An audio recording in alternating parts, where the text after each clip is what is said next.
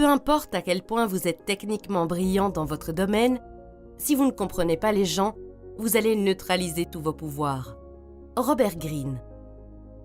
Bonjour à tous. Aujourd'hui, je vais vous résumer un autre livre de Robert Greene intitulé « Les lois de la nature humaine ». Certaines personnes n'aiment pas l'auteur et pensent que ses livres sont mauvais ou offensants.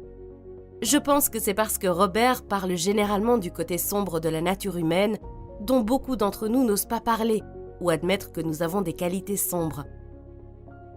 Se comprendre soi-même et comprendre les gens qui nous entourent est l'une des compétences les plus importantes que nous puissions avoir dans la vie. Après tout, nous sommes entourés de gens et nous traitons avec eux tous les jours. Mais beaucoup d'entre nous sont vraiment mauvais dans ce domaine.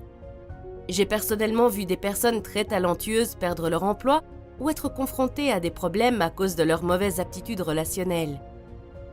Cette vidéo comprend 18 lois et je pense qu'elle vous aidera à faire passer vos compétences relationnelles au niveau supérieur. Au fait, c'est l'une des vidéos les plus longues que j'ai jamais réalisées, alors n'oubliez pas de l'enregistrer pour la regarder plus tard. Commençons. Loi numéro 1, la loi de l'envie. Mon premier emploi était celui de vendeuse dans un petit magasin de chaussures. Mon manager était une personne envieuse qui avait l'habitude de critiquer tout le monde dans leur dos. Il avait aussi l'habitude de me flatter d'une manière telle que je me sentais moquée et ses blagues mettaient tout le monde mal à l'aise, comme s'il se moquait secrètement de nous. J'ai été soulagée lorsque, quelques mois plus tard, j'ai trouvé un meilleur emploi et suis partie. La même semaine, j'ai rencontré par hasard un de mes collègues et il m'a demandé s'il était vrai que j'avais été licenciée pour avoir volé de l'argent à la caissière. J'ai été choquée d'apprendre que le manager avait répandu de fausses rumeurs à mon sujet. Vous ne voulez peut-être pas l'admettre, mais vous vous comparez aux autres. Certains utilisent la comparaison comme un facteur de motivation, mais d'autres canaliseront cette énergie en sentiments d'envie et de jalousie. La plupart des gens ne passeront pas à l'acte, mais si quelqu'un vous sabote ou répand des rumeurs à votre sujet, alors vous avez affaire à un envieux dangereux. Les signes de l'envie sont évidents. Si vous voulez tester quelqu'un, annoncez-lui de bonnes nouvelles à votre sujet et observez ses réactions, en particulier ses yeux. Les yeux des gens vous montrent de l'hostilité, même s'ils disent des choses merveilleuses. Vous pouvez également faire le contraire. Annoncez-leur de mauvaises nouvelles à votre sujet et observez si des micro-expressions de bonheur apparaissent. Tout comme mon manager, les envieux peuvent vous mettre mal à l'aise et se moquer de vous, même lorsqu'ils vous font des éloges. Les commérages sont également un signe d'envie. Restez aussi loin que possible des personnes envieuses. Rien de bon ne peut en sortir. Mais si vous n'avez pas le choix, essayez de détourner l'envie. Pour ce faire, ne vous montrez jamais, ouvrez-vous le moins possible sur votre vie et essayez toujours de détourner l'attention de vous-même. Entourez-vous de personnes qui sont heureuses de vos réalisations et qui vous apportent de la positivité dans votre vie. Maintenant, lorsque vous êtes jaloux de quelqu'un, rappelez-vous que ce que vous voyez n'est qu'une partie de la réalité et que la vie des autres est aussi complexe que la vôtre, avec des hauts et des bas. Entraînez-vous également à éprouver de la joie pour les autres afin de transformer l'envie en une source d'inspiration et d'admiration. Loi numéro 2, la loi du jeu de rôle. Il y a quelques mois, un de mes amis m'a demandé de l'aide. Il entretenait une relation à long terme avec une Française et voulait la demander en mariage. Mais il m'a avoué sa plus grande crainte. Je vais devoir me rendre à Paris et rencontrer ses parents.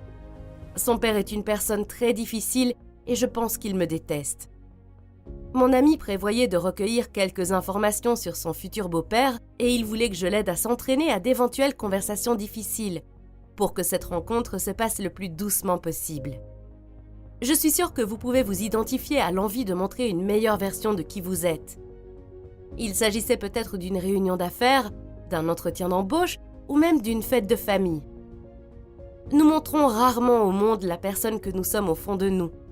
C'est comme si nous portions un masque de théâtre et nous en avons un pour chaque situation de notre vie. Nous sommes différents au travail que nous le sommes avec notre famille ou avec nos amis. La raison pour laquelle nous agissons ainsi est que nous avons besoin de nous entendre avec les gens et que beaucoup de nos vrais sentiments et traits de caractère rendraient cela difficile, voire impossible. Une personne qui ne peut pas se cacher et qui dit tout le temps exactement ce qu'elle pense va être désagréable et indésirable, voire détestée. Si vous avez de la chance, vous pouvez être plus authentique dans vos relations proches, mais ce n'est pas le cas pour la plupart des situations sociales, notamment au travail. Si vous ignorez cette loi, vous gâchez une énorme opportunité de développer vos compétences sociales. Voici 2 conseils pour utiliser cette connaissance à votre avantage. Conseil numéro 1. Acceptez que ces masques sont nécessaires pour que vous puissiez fonctionner socialement et porter le vôtre fièrement. Vous n'êtes pas en train de manquer d'éthique, vous faites exactement ce que l'on attend de vous. Conseil numéro 2. Il existe de toutes petites fissures dans nos masques et notre véritable personnalité s'échappe parfois. Vous pouvez observer les gens et en apprendre davantage sur eux. Les enfants sont d'incroyables observateurs.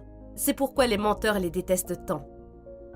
Tout ce que vous devez faire, c'est retrouver cette capacité. Concentrez-vous sur leur visage. Micro-expressions, signes de tension, sourire forcé. Concentrez-vous sur la façon dont ils infligent leur voix et sur la rapidité ou la lenteur avec laquelle ils parlent. Ne soyez pas trop évident, sinon les gens pourraient être sur la défensive. Loi numéro 3, la loi du comportement compulsif. Avez-vous un ami qui tombe toujours amoureux de la mauvaise personne? Ils se promettent que la prochaine fois sera différente, mais ont le cœur brisé à nouveau quelques mois plus tard. J'avais un ami qui offensait toujours les gens sans le vouloir. Il le regrettait et s'excusait pour se retrouver à le faire à nouveau plus tard. Nos modèles de comportement sont influencés par une partie profonde de notre personnalité, appelée caractère. Le caractère nous accompagne toute notre vie. Il est donc plus facile de le voir lorsque vous analysez les actions des gens au fil du temps. N'oubliez pas que les gens ne font jamais quelque chose qu'une seule fois. Ils répètent leurs bons et leurs mauvais comportements. Et parfois, ils ne savent même pas qu'ils agissent ainsi jusqu'à ce qu'il soit trop tard. Voici donc comment utiliser vos connaissances sur le caractère pour améliorer vos relations. Conseil numéro 1. Prêtez attention au modèle de comportement des gens. Comment prennent-ils leurs décisions et résolvent-ils les problèmes? Plus important encore, comment gèrent-ils le pouvoir, les responsabilités et la pression? Les gens deviennent plus vulnérables et moins flexibles lorsqu'ils sont stressés. C'est alors qu'ils montrent qui ils sont vraiment. Conseil numéro 2. Privilégiez le caractère avant tout lorsque vous choisissez des personnes avec lesquelles vous souhaitez établir des relations. Lorsque vous choisissez un partenaire, par exemple, le caractère doit être plus important que le charme et l'attraction. C'est ainsi que vous éviterez de perdre des années de votre vie avec une personne incompatible et une relation toxique. Choisissez de vous lier à des personnes qui sont fortes, flexibles, empathiques et persistantes. Conseil numéro 3. Évitez les types de caractères toxiques. En voici quelques-uns auxquels vous devriez faire particulièrement attention. L'hyperperfectionniste. Il semble dévoué, mais se préoccupe davantage d'avoir le contrôle que d'obtenir de bons résultats. Le rebelle acharné. Il déteste l'autorité, les règles et ne peut accepter la critique. Leur instinct de rebelle va se retourner contre vous tôt ou tard. Le personnalisateur. Il est sensible et prend tout personnellement. Vous marchez sur des œufs pour ne pas les blesser et vous vous sentez coupable de les avoir insultés, même si vous ne l'avez pas fait. Le beau parleur. Il semble impressionnant, mais une fois que vous le connaîtrez mieux, vous découvrirez qu'il se vante en fait de choses qu'il n'a jamais faites ou ne fera jamais. Le prince ou la princesse gâtée. Ces personnes se comportent de manière enfantine et vous font sentir mal de ne pas leur donner tout ce qu'elles veulent. Le sauveteur. Il sera toujours là pour vous, vous donnera tout ce que vous avez besoin et résoudra tous vos problèmes, jusqu'à ce que vous essayiez d'être indépendant et que vous réalisiez qu'il essayait simplement de vous racheter et de vous contrôler. Loi numéro 4. La loi de la convoitise. Si vous avez déjà observé des petits-enfants qui jouent ensemble, vous remarquerez un comportement intéressant. Lorsque l'un d'entre eux attrape un jouet pour jouer avec, les autres enfants le veulent soudainement aussi. Et si vous leur dites qu'ils peuvent avoir tous les jouets qu'ils veulent sauf un, devinez pour quel jouet ils vont piquer une colère? Dès le plus jeune âge, on désire avoir ce que l'on n'a pas ou ce qu'on ne peut pas avoir. Le comportement se répète. On obtient ce que l'on veut et on s'en désintéresse aussitôt pour trouver un nouvel objet à convoiter. Rien ne tue plus vite notre imagination que la familiarité et la prévisibilité. Parfois, nous passons simplement d'un objet à l'autre, nous lassant facilement de tout ce que nous avons déjà, y compris nos relations. Les humains ne peuvent pas arrêter de convoiter, mais nous pouvons apprendre à l'utiliser en notre faveur. Voici 3 façons de le faire. Conseil numéro 1, découvrez ce que vous voulez. Identifiez ce qui est positif et ce qui est contre-productif dans vos tendances à la convoitise. Ne vous laissez pas facilement tromper et ne convoitez pas quelque chose simplement parce que c'est ce que tout le monde veut. Pensez aussi à tous les points négatifs. Beaucoup de gens désirent la célébrité, par exemple, mais sont-ils vraiment prêts à faire face au manque d'intimité et de liberté qu'elle entraîne? Conseil numéro 2, trouvez du plaisir dans votre réalité. Concentrez-vous sur le côté positif et soyez reconnaissant pour ce que vous avez aujourd'hui. Une relation plus profonde avec votre réalité vous donnera la concentration et le pouvoir de changer uniquement ce qui doit vraiment l'être. Conseil numéro 3, devenir un objet de désir insaisissable. L'honnêteté et l'authenticité sont des traits positifs, mais lorsqu'elles sont exagérées, vous pouvez devenir ennuyeux et prévisible, et l'attention des autres se portera rapidement sur quelqu'un d'autre. Au lieu de vous concentrer sur les choses que vous convoitez, concentrez-vous sur les fantasmes et les désirs inassouvis des autres, et devenez ce qu'ils désirent, et le reste viendra. Regardez-vous de l'extérieur. Comment les gens vous voient-ils, vous et votre travail? Une fois que vous le savez, façonnez leur perception et transmettez l'image exacte que vous souhaitez. Vous pouvez associer votre image ou celle de votre travail à quelque chose d'interdit ou de secret, car cela attisera leur curiosité et vous rendra plus attrayant. Ne soyez pas toujours disponible et donnez l'impression que tout le monde veut avoir votre travail. Tout comme les enfants qui se battent pour un jouet, les gens le voudront s'ils croient que d'autres personnes le veulent aussi. Loi numéro 5, la loi de la répression. Avez-vous déjà eu envie de faire quelque chose de si horrible que cela vous a choqué, que cela vous ait même traversé l'esprit? Si vous me dites que les mauvaises actions ne vous traversent jamais l'esprit, alors je vous dirai que c'est parce que vous avez réprimé votre ombre. Une ombre est la partie de nous que nous cachons, même à nous-mêmes, parce que nous ne voulons pas admettre qu'elle existe. Votre ombre contient vos pires insécurités, vos secrets et vos désirs les plus terribles, vos tendances agressives et égoïstes. Parfois, lorsque vous vous sentez trop stressé, vulnérable ou anxieux, de petites parties de cette facette s'échappent. C'est alors que nous montrons des comportements contradictoires ou accidentels et des explosions émotionnelles, par exemple. La plupart d'entre nous essaient de cacher leurs ombres, mais ce n'est pas la bonne chose à faire. Plus nous nions notre ombre, plus elle devient forte. Cela se produit également sur le plan culturel. Plus une culture est prohibitive, plus les gens se sentiront attirés par les aspects de l'ombre. C'est la raison pour laquelle les histoires de tueurs en série, de méchants cruels et de violences extrêmes sont si populaires. De même, les personnes qui ne projettent que la perfection sont perçues comme fausses et peu authentiques. C'est parce qu'elles refoulent une partie de leur personnalité. Nous sommes davantage attirés par les personnes qui embrassent leur ombre, car nous pouvons tous nous identifier à l'imperfection. Voici comment procéder. Voyez l'ombre. Faites attention à la partie de vous que vous montrez au monde. Êtes-vous toujours joyeux et excité? Toujours patient et calme? Vous cachez peut-être le contraire de cela. De même, si vous avez été trop sensible ou trop agressif, examinez ce qui a déclenché ces réactions pour mieux vous connaître. Acceptez l'ombre. Une fois que vous avez découvert les parties de vous qui sont cachées, ne les ignorez pas. Admettre vos défauts vous rendra attachant et sympathique. Explorez votre ombre. Jouez avec vos pensées et vos sentiments jusqu'à leur cacher et canalisez cette énergie dans votre travail ou votre passe-temps, en particulier dans votre travail créatif. Montrez votre ombre. Permettez-vous d'être plus assertif, indifférent, bizarre ou égoïste. Vous remarquerez que beaucoup de personnes qui réussissent sont excentriques ou non conventionnelles. Cela s'explique par le fait que les gens ont plus de chances de réussir lorsqu'ils acceptent leur ombre. Loi numéro 6, la loi du narcissisme. Karl considérait Mabel comme sa meilleure amie. Ils étaient toujours ensemble, faisant toutes les choses intéressantes que Mabel aimait faire. Mais un jour, Karl a eu peur de perdre Mabel. Il avait reçu de mauvaises nouvelles concernant la mort d'un membre de sa famille. Pour lui remonter le moral, Mabel leur a acheté des places de cinéma. Mais Karl était très triste et lui a dit qu'il préférait rester à la maison. Mabel n'a pas répondu à ses messages pendant une semaine.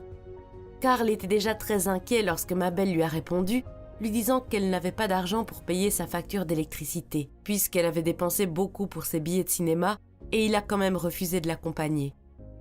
Karl s'est senti mal, s'est excusé et a proposé de payer sa facture d'électricité à sa place. Mabel est ce qu'on appelle une narcissique profonde. Elle était habituée à avoir du pouvoir sur Karl et à obtenir de l'attention de sa part. Lorsqu'il a fait un pas indépendant, au lieu de faire ce qu'elle voulait, Mabel a trouvé un moyen de le punir, le traitement silencieux. Elle a ignoré ce qu'il ressentait et a pris son refus d'aller au cinéma comme une attaque personnelle. Tellement blessée, elle a fait en sorte qu'il se sente coupable et qu'il se rachète. Les personnes comme Mabel se sentent en grand danger si elles ne reçoivent pas d'amour et d'attention de l'extérieur en permanence. Et elles n'ont aucune limite quant aux limites qu'elles sont prêtes à franchir pour obtenir cette attention. Elles sont si manipulatrices qu'il est difficile de se rendre compte de ce qu'elles font, tout comme Karl ne le fait pas. Maintenant, toi et moi ne sommes pas si différents de Mabel. Nous sommes tous narcissiques à un certain niveau. Nous nous concentrons sur nos objectifs et nos sentiments la plupart du temps et nous voulons être appréciés. La différence est que la plupart d'entre nous peuvent faire quelque chose que Mabel ne peut pas faire. Nous pouvons nous donner de l'amour et de l'attention et nous n'avons donc pas besoin d'une validation externe en permanence comme elle le fait. L'opposé du narcissisme est l'empathie. C'est lorsque nous nous oublions nous-mêmes et tournons notre attention vers les autres. Plus nous sommes empathiques, plus nous sommes en bonne santé. Les personnes empathiques se rétablissent rapidement lorsqu'elles sont blessées, ne prennent pas les choses personnellement et peuvent rire d'elles-mêmes. Elles comprennent également mieux les gens et établissent des relations plus saines. Loi numéro 7, la loi de l'irrationalité. Katie et Jen travaillent ensemble. Elles ne sont pas les meilleures amies du monde, mais elles s'entendent assez bien. Enfin, elles s'entendaient jusqu'à la semaine dernière, lorsque Jen a crié sur Katie pour avoir fait une erreur dans son rapport. « Je dois toujours corriger tous tes rapports. Tu ne peux pas le faire correctement au moins une fois ?» Katie est maintenant blessée et elle pense que Jen a réagi de manière excessive parce que son erreur était très petite. Jen, de son côté, sait qu'elle a été dure avec Katie, mais elle en avait tellement marre. De plus, elle ne veut pas admettre que la colère qu'elle a ressentie est davantage liée à son état émotionnel à cause de son divorce qu'au rapport erroné de Katie. Je suis sûre que vous avez déjà vécu une situation similaire. Quelqu'un a réagi de manière excessive et vous en avez subi les conséquences. Ou c'est peut-être vous qui avez réagi de manière excessive. Cela se produit parce que vous ne pouvez pas toujours penser rationnellement. Parfois, vous êtes dominé par vos émotions et vous finissez par prendre de mauvaises décisions. Les émotions ne sont pas une mauvaise chose, elles sont nécessaires. Le problème est que nos émotions sont guidées par un principe très simple. Nous essayons toujours d'éviter la douleur et de trouver du plaisir.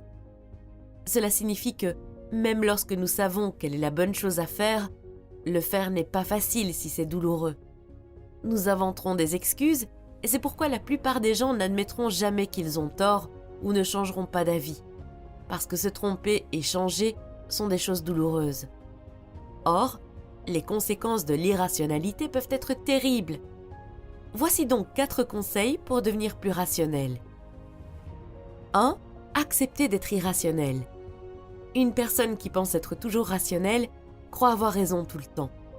Elle réagit simplement et finit par se laisser guider par sa propre interprétation erronée de ses émotions, des événements et des autres personnes. 2. Examinez les réactions. En analysant votre comportement, vous construisez lentement votre connaissance de vous-même. Ces connaissances aideront votre côté rationnel à prendre le contrôle lorsque vous serez à nouveau confronté à des situations similaires.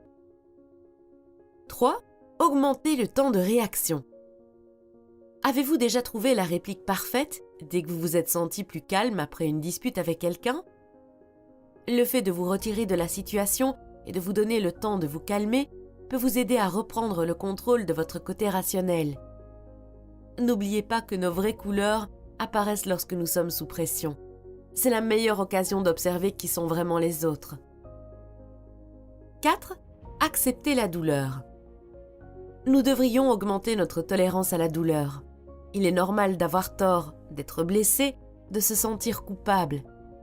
Acceptez vos sentiments, qu'ils soient agréables ou désagréables, et ils auront moins de pouvoir sur vous.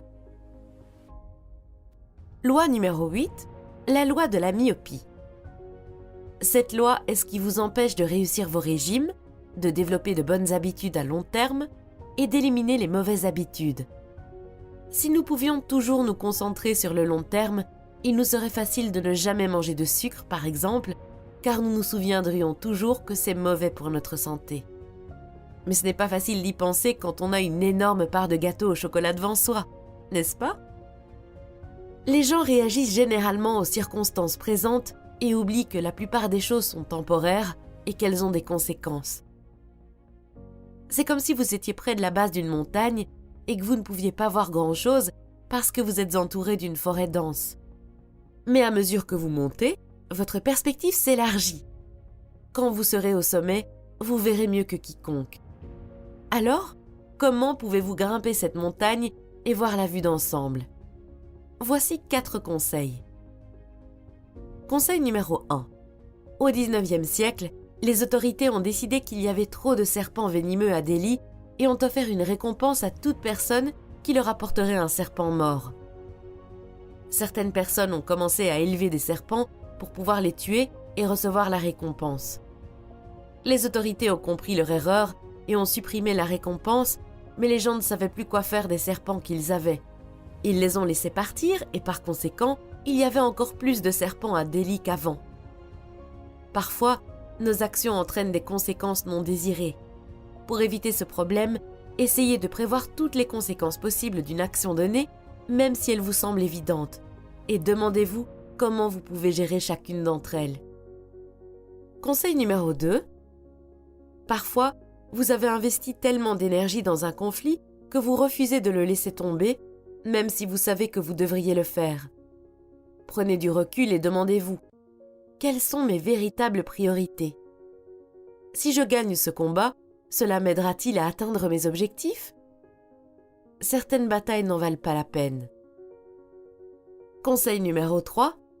Lorsque vous effectuez un achat en ligne, je suis sûre que vous voulez le recevoir le plus rapidement possible, n'est-ce pas? Au fur et à mesure que le temps passe, nous devenons de plus en plus impatients. Nous devons travailler sur notre patience et établir des objectifs à long terme si nous voulons réussir. Conseil numéro 4. De nos jours, les informations sont partout et avec tant de détails accessibles, il est difficile d'avoir une vue d'ensemble. Vous devez entraîner votre esprit à filtrer les choses essentielles en fonction de vos priorités et de vos objectifs. Loi numéro 9. La loi de la défensive. Pour illustrer cette loi, l'auteur raconte l'histoire d'un adolescent rebelle qui a été pris en flagrant délit de vente de drogue à l'école. Il a été immédiatement suspendu, mais il devait quand même faire ses devoirs. Comme il n'avait manifestement pas envie d'étudier, sa mère a une idée. Elle lui a dit: « Le directeur ne te permet pas d'aller en classe parce qu'il veut que tu échoues. Il pense que les élèves ne peuvent pas apprendre à la maison. Il se sentirait mal si tu lui prouvais qu'il a tort. » Bien sûr, cela a eu l'effet exact que sa mère voulait. Pour se venger du directeur, le garçon avait plus d'énergie pour étudier que jamais auparavant. Nous aimons tous croire que nous possédons 3 qualités. Autonome. Nous refuserons toujours d'être influencés par les autres et nous nous rebellerons si nous sentons que quelqu'un essaie de nous changer ou de nous persuader. Intelligent. La plupart d'entre nous acceptent que nous ne sommes pas des versions modernes d'Einstein, mais nous croyons toujours que nous avons notre propre type d'intelligence. Bon, nous pensons que nous sommes des gens bien et que nous soutenons les bonnes causes. La première stratégie pour devenir un maître de la persuasion consiste à ne jamais mettre quelqu'un dans une situation qui menace l'une de ces 3 croyances. Travailler à l'intérieur de sa propre opinion, même si elle n'est pas positive ou réaliste. Soyez empathique et validez les croyances des gens avant d'essayer de les persuader. Laissez-les sentir qu'ils vous persuadent. Ils se sentiront supérieurs, ce qui est précisément ce que vous voulez car ils seront alors plus ouverts à vos idées. Stratégie numéro 2, soyez un auditeur attentif. Écoutez plus que vous ne parlez. Répondez à ce qu'ils ont dit par quelque chose qui les fait se sentir validés et qui les encourage à continuer à parler de leurs intérêts.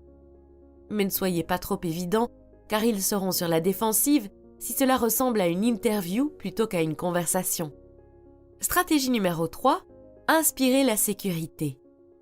Lorsque nous croyons que les gens nous acceptent et nous aiment tels que nous sommes, nous nous sentons moins sur la défensive. Lorsque nous sommes avec des amis, par exemple. Votre objectif est d'apprendre à inspirer le même sentiment de sécurité aux autres personnes. Stratégie numéro 4, apaiser leurs insécurités. Nous avons tendance à aimer les personnes qui peuvent nous apprécier, alors identifiez leurs insécurités et ne les déclenchez jamais.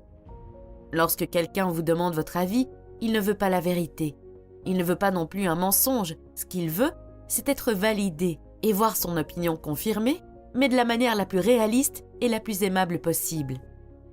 Stratégie numéro 5, utilisez la résistance et l'entêtement des gens. Certaines personnes sont particulièrement résistantes. Elles ont l'impression que le monde est contre elles et qu'elles doivent donc y résister. Votre travail consiste à utiliser leur résistance et leur entêtement, comme la mère l'a fait avec son fils rebelle. Loi numéro 10, la loi de l'autosabotage. Supposons que 2 personnes voyagent à Paris, Marcus et Lydia. Marcus trouve que Paris n'a pas l'air très attrayant. La langue est difficile, alors il ne parle pas à beaucoup de gens car il déteste se mettre dans l'embarras. Les belles photos qu'il a vues ne correspondent pas à la réalité car les sites touristiques sont toujours bondés de touristes. Il se sent seul et mal à l'aise. Quand il rentre chez lui, il dit aux gens que Paris ne vaut pas la peine. Lydia, en revanche, est ravie. Même si son français n'est pas très bon, elle veut rencontrer de nouvelles personnes. Parfois, il se moque d'elle, mais elle rit d'elle-même et continue d'essayer. Elle finit par se faire des amis qui lui indiquent les meilleurs jours pour visiter les sites touristiques, afin qu'elle puisse prendre les meilleures photos. Elle a l'intention de revenir nous voir bientôt. Comme vous pouvez le constater, même si 2 personnes partagent la même expérience, une différence d'attitude et de perspective peut changer la façon dont elle les affecte tous les 2. Certaines personnes ont une attitude négative et étroite. Elles sont trop prudentes, ont peur de perdre le contrôle et s'attendent toujours à ce que le pire se produise, tout comme Marcus. D'autres personnes, comme Lydia, sont toujours ouvertes aux nouvelles idées et ont généralement des expériences plus positives. Voici quelques attitudes expansives qui peuvent vous aider. Attitude numéro 1. Remplacez la conviction par la curiosité et considérez-vous comme un explorateur sans peur et ouvert d'esprit. Attitude numéro 2. N'essayez pas d'éviter à tout prix les frustrations et les obstacles. Vous ne pouvez pas éviter les adversités, mais vous pouvez contrôler vos réactions face à elles. Considérez les événements négatifs comme des occasions d'apprendre et de devenir plus fort. Attitude numéro 3. N'adoptez pas l'attitude indifférente et sceptique qui est tellement à la mode actuellement. Ces personnes considèrent que les gens positifs sont naïfs, mais leur négativité est en fait un masque pour dissimuler leurs craintes. Attitude numéro 4. Ne prenez pas les choses personnellement. La plupart du temps, les réactions des gens à votre égard ne disent rien de vous, elles parlent d'eux-mêmes. Attitude numéro 5. Ne vous limitez pas. Votre corps et votre esprit peuvent faire beaucoup plus que vous ne le pensez. Lorsque j'étais encore à l'université, je tombais souvent malade avant un examen difficile ou une présentation importante. Cela se produit parce que les sentiments négatifs, comme l'épuisement ou l'anxiété, nous rendent plus faibles. Notre santé s'améliore lorsque nous sommes plus positifs. Loi numéro 11, la loi de la grandiosité. Nous avons tous déjà rêvé de quelque chose de grandiose, surtout lorsque nous étions enfants. Nous rêvons d'être la rockstar la plus populaire, d'écrire le prochain best-seller, de sauver tous les animaux de l'extinction ou de diriger l'entreprise la plus prospère du monde. Nous voulons nous considérer comme importants et avoir une opinion positive de nous-mêmes. Ce n'est pas une mauvaise chose. Les rêves grandioses nous émeuvent et nous donnent de la volonté et de la motivation. Le problème, c'est lorsque nos sentiments de grandiosité deviennent incontrôlables et nous conduisent à une version déformée de la réalité. Nous commençons à croire que nous sommes beaucoup plus grands que nous ne le sommes ou que tout le monde le pense, et nous perdons le contact avec la réalité.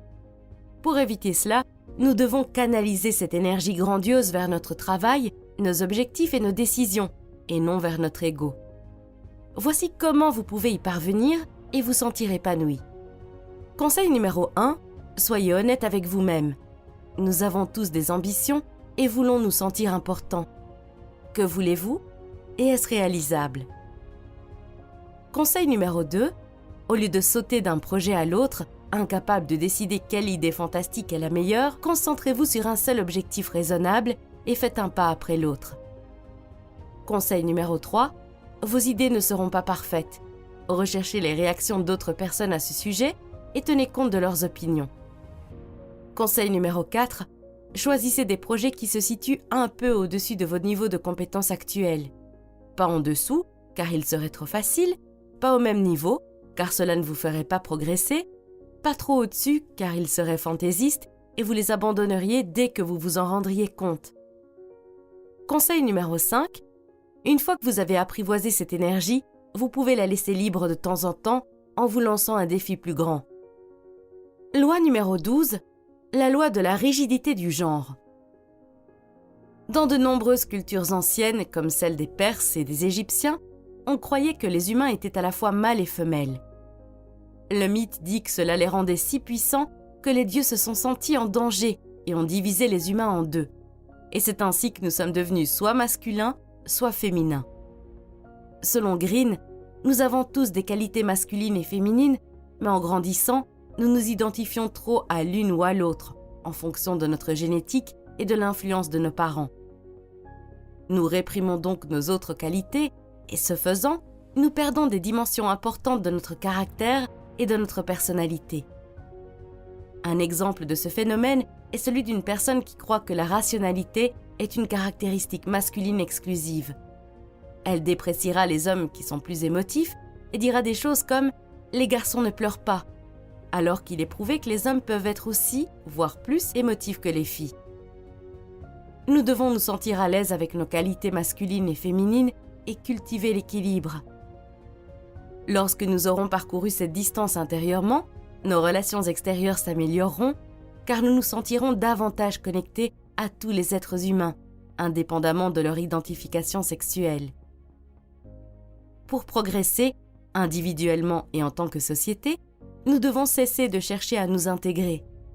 Ne vous conformez pas au rôle du genre que l'on attend de vous et n'exigez pas cela des autres, surtout des enfants. Au contraire, créez un rôle qui vous corresponde et qui corresponde à ce que vous êtes, indépendamment des caractéristiques de votre sexe. Regardez à l'intérieur de vous, prenez conscience des traits masculins ou féminins que vous avez perdus en cours de route et renouez progressivement avec eux. Vous deviendrez plus créatif, plus authentique et plus indépendant. Loi numéro 13, la loi de l'absence de but. J'ai déjà entendu parler de nombreuses personnes qui ont atteint leur objectif de devenir riches, mais qui se sont soudainement sentis perdus. D'une manière ou d'une autre, l'argent pour lequel ils avaient travaillé si dur ne semblait pas combler le vide comme ils l'avaient prévu. Nous entendons d'innombrables histoires, parfois très tragiques, de personnes riches, célèbres et prospères, mais qui ne sont pas heureuses. Cela se produit parce que des choses comme l'argent et la célébrité n'ont aucun sens si elles ne sont pas liées à un objectif plus élevé. Ce ne sont que des choses dont vous voudrez toujours plus. Sans but, vos objectifs ne vous apporteront pas d'épanouissement. Au contraire, ils seront facilement remplacés par de nouveaux objectifs dénués de sens dès que vous les aurez atteints. Vous vous sentirez perdu et penserez « J'ai obtenu ce que je voulais, pourquoi ne suis-je pas heureux ? Qu'est-ce que j'ai fait de ma vie, dans ce travail, dans cette ville ?» Voici quelques stratégies pour vous aider à trouver le sens élevé de votre but. Découvrez votre vocation dans la vie. Recherchez les inclinations que vous avez eues depuis votre enfance, les activités qui vous semblaient agréables, naturelles et faciles.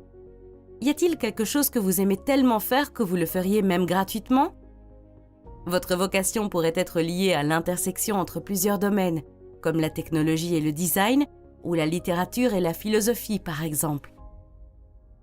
Acceptez les opinions négatives des gens.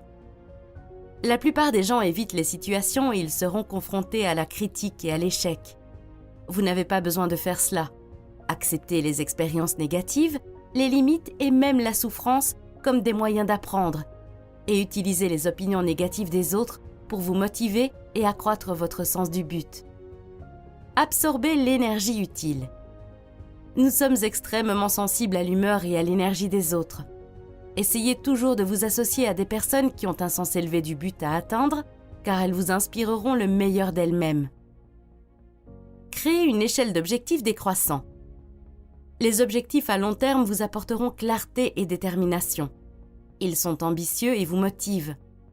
Le problème est qu'ils sont également source d'anxiété. Pour y remédier, vous devez créer une échelle d'objectifs plus petits et plus simples qui mène à votre objectif principal. Pensez à des objectifs que vous pouvez atteindre dans des délais relativement courts afin de ressentir de la satisfaction et de vous rappeler de temps en temps votre but. Loi numéro 14, la loi du conformisme. Dans les années 1950, le psychologue Solomon Asch a réalisé une expérience de groupe. Il a montré aux participants un segment de ligne, puis 3 autres, et leur a demandé de choisir laquelle des 3 lignes correspondait à la longueur de la première. Lorsque Solomon interrogeait les participants individuellement, ils choisissaient souvent la bonne ligne. Mais lorsqu'on le demandait en présence d'autres personnes, à qui on avait dit de choisir intentionnellement la mauvaise ligne, environ 75% des participants choisissaient la ligne que le reste du groupe avait choisie. Il existe d'innombrables exemples de conformité dans nos vies. La façon dont nous nous habillons, les aliments que nous mangeons et les marques que nous achetons sont fortement influencés par nos groupes sociaux. Nous ne nous conformons pas parce que nous sommes naïfs ou faciles à manipuler, mais parce que nous avons besoin de nous sentir à notre place, que ce soit dans un petit groupe, comme notre groupe d'amis, ou dans un plus grand, comme le pays dans lequel nous vivons. Le seul problème est que, pour pouvoir nous intégrer, nous sommes prêts à ignorer notre côté rationnel, ce qui nous incite à prendre des risques inutiles.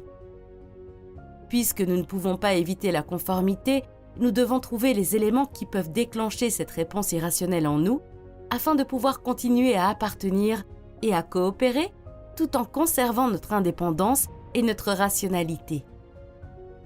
Pour ce faire, Green suggère que nous formions un groupe de réalité. L'idée est d'utiliser cette force sociale dans un but positif, pour créer quelque chose de grand ensemble. Voici comment procéder. Conseil numéro 1. Concentrez-vous sur les idées, pas sur les personnes qui les ont, et demandez à votre groupe de faire de même. Conseil numéro 2. Fixez un objectif, une mission positive qui rassemble les membres du groupe, et énoncez-les clairement, afin que chacun sache où vous voulez en venir. Conseil numéro 3. Utilisez votre énergie mentale pour faire les choses essentielles et n'ayez pas peur de déléguer aux personnes en qui vous avez confiance. Conseil numéro 4.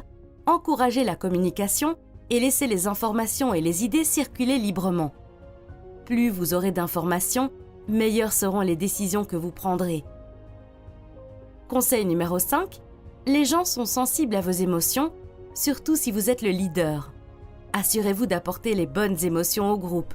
Confiance, tranquillité et détermination. Loi numéro 15, la loi de l'inconstance. Les êtres humains sont ambivalents par rapport au leadership. Nous voulons être guidés, mais nous voulons aussi prendre des décisions. Nous voulons être protégés, mais nous voulons aussi être libres. Lorsque vous êtes un leader, les gens seront toujours prêts à vous tourner le dos dès que vous faites une erreur. Voici donc 6 stratégies pour mieux diriger et asseoir votre autorité. Authenticité. L'autorité que vous voulez établir doit émerger naturellement de votre caractère. Il y a plusieurs types de leaders et vous devez faire comme vous. Attitude. Soyez à l'écoute, concentrez-vous sur l'aide et le service aux autres plutôt que sur vous-même. Et n'oubliez pas qu'être un leader est une énorme responsabilité, pas un privilège. Vision. Dans les moments difficiles, soyez la personne qui peut voir au-delà de la peur et du stress et ramener tout le monde à l'essentiel. Ton. Travaillez aussi dur, voire plus que votre équipe. Montrez l'exemple et les membres voudront automatiquement s'élever à votre niveau. Tabou, donnez plus que vous ne prenez. Si vous en prenez trop, vous pouvez créer un sentiment d'insécurité qui amènera les gens à remettre en question votre autorité. Adaptabilité, à mesure que vous inspirez confiance et respect, votre autorité grandit, mais avec le temps, les gens pourraient vous considérer comme vieux jeu et dépassé. Vous devez toujours trouver des moyens d'adapter votre style de leadership au temps nouveau. Loi numéro 16, la loi de l'agressivité. L'agressivité a toujours été un outil que nous utilisions pour nous défendre contre le danger et pour lutter pour les choses dont nous avons besoin, comme la nourriture et le logement. De nos jours, nous n'avons pratiquement plus besoin de chasser, de nous battre contre des animaux ou de nous disputer une grotte. Mais nos pulsions agressives jouent toujours un rôle dans nos vies. Sous nos masques, nous sommes tous confrontés à l'agressivité. Nous nous sentons en insécurité ou vulnérables, comme si nous étions en danger. Alors, nous devenons agressifs. C'est alors que nous finissons par dire et faire des choses que nous regrettons par la suite. Voici quelques conseils pour gérer l'agressivité. Conseil numéro 1, reconnaissez vos schémas. Vous devez savoir où vous canalisez votre agressivité afin d'apporter un changement conscient. Conseil numéro 2, ne vous retenez pas. L'agressivité est comme la pression. Si vous ne la laissez pas sortir d'une manière ou d'une autre, elle va exploser et vous blesser. Conseil numéro 3, admettez vos ambitions et utilisez-les pour vous développer et vous améliorer. Conseil numéro 4, ignorez vos doutes et soyez persévérant. Conseil numéro 5, dirigez votre agressivité vers les problèmes que vous devez résoudre, mais ne vous défoulez pas sur les personnes concernées, peu importe si vous pensez qu'elles le méritent ou non. Loi numéro 17, la loi de la myopie générationnelle. L'une des choses qui m'a le plus étonnée dans les histoires que mes parents et grands-parents me racontaient, c'est qu'à l'époque, les rôles sociaux étaient clairement définis et très fixes. Il y avait des règles très claires sur ce que les gens étaient censés faire et personne ne remettait cela en question. Ces aspects sont très différents de la façon dont les familles et la société s'organisent aujourd'hui et de la façon dont nous gérons les différences, n'est-ce pas? Chaque génération est un mélange de croyances et des idées de leurs parents et du besoin de se séparer de la génération précédente. Ce mélange crée un zeitgeist, un esprit du temps, formé par certains goûts, croyances, batailles et façons de penser. Vous intériorisez ces influences autant que n'importe qui d'autre. Nous sommes tous des produits de notre époque. Vous devez comprendre le pouvoir que l'esprit de votre génération exerce sur vous afin d'être plus indépendant des restrictions qui l'accompagnent. Si vous identifiez ce que votre génération recherche et lui donnez une voix, il y a de grandes chances que votre travail trouve un écho. Voici 5 stratégies pour y parvenir. Remettez en question votre passé. Vous avez peut-être envie de créer quelque chose de nouveau, mais vous vous sentez bridé par les valeurs avec lesquelles vous avez été élevé. Il est normal d'hésiter, mais n'ayez pas peur d'exprimer les tabous de votre génération. Adaptez le passé à l'esprit du présent. Les frustrations de votre génération ont certainement été ressenties auparavant par une autre génération. Qui étaient les leaders de l'époque? Qu'ont-ils fait?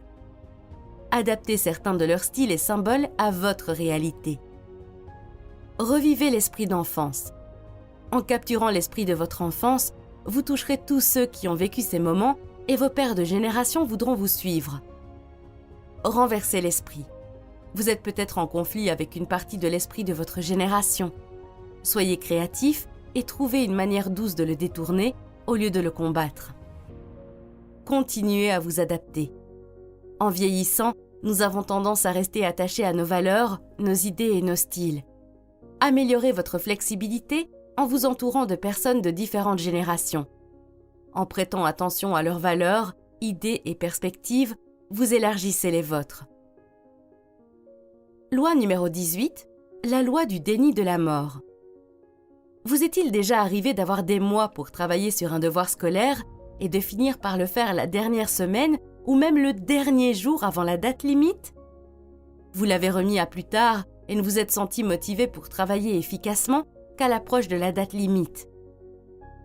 C'est très similaire à ce que nous ressentons face à la mort. Nous allons mourir un jour et ce sera notre échéance. L'idée de la mort nous rend anxieux alors nous la refoulons autant que possible.